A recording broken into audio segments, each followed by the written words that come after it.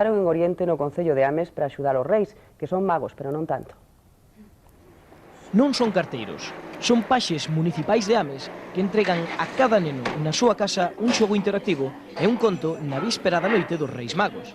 Percorren todo o concello cargados cos agasallos. Iso sí, estes paxes son tan reais que sustitúen os camelos polas rodas e a chimenea polo timbre. Sí, Hola, está Iker, son o paxe real. sí, a ver que abro. Vale, gracias. Hola, somos 8 paxes que vimos a axudar aos Reis Magos que están descansando para hoxe pola noite.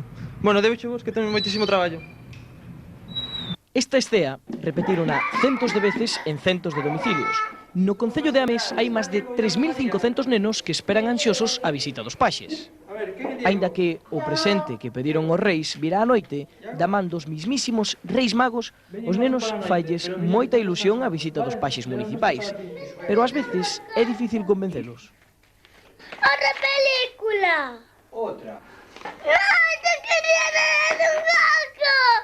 Recibido o regalo municipal pola mañá, os nenos esperan o regalo real para esta noite.